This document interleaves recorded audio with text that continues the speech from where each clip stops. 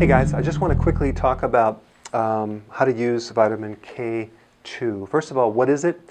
It's a recently discovered vitamin. They used to talk about vitamin K1 a lot, which is it actually helps you clot.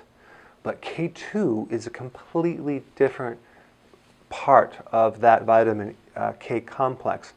And vitamin K2 is vital in the transportation of calcium from the wrong place to the right place. So a lot of people have soft tissue calcium buildup because naturally they're missing this vitamin. And so what happens, they get clogging of the arteries, where they get plaquing. They have tartar on the teeth, cataracts, and arthritis, and bursitis, and tendinitis. And that leads to high blood pressure and stroke and all sorts of things because the calcium starts building up. And as you see, when people get older, they become really, really stiff. That's the calcium building up because they're missing this. This comes from naturally fat, like grass-fed animal products. That's where you get this. But what have they've been telling us to avoid over the last 50 years? Fat. That's the worst thing to do. So they want to tell you to avoid cholesterol foods because they don't want you to get a heart attack, when in fact, this is in cholesterol foods to help clean out the calcium plaquing.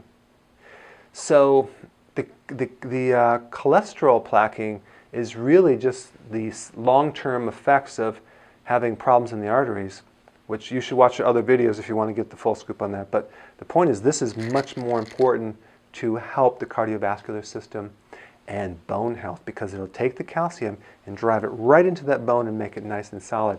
And I always recommend taking this with vitamin D3, so they work together. And if you have a major problem, take 4 of these and 4 of vitamin D3 in the, I think the D3 would be roughly about 10,000 IUs per pill, and this is 100 micrograms. So basically I have these in the right combination so they work together. So you take a 1-to-1 ratio. If it's a major problem, take 4 and 4 in the morning. If it's a minor problem and you're just maintaining it, take 1 of each. Okay? Now why do you take it in the morning? Because the stomach is mostly acidic in the morning, and it's the best to digest protein and fats in the morning, not right before you go to bed, of course.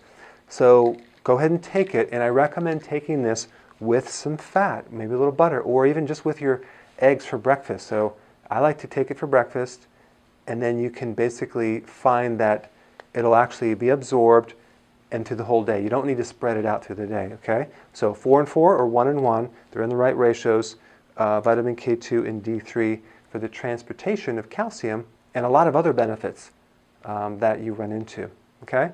So there's no actual problem taking this as far as side effects, but there is a point if you have a gallbladder problem.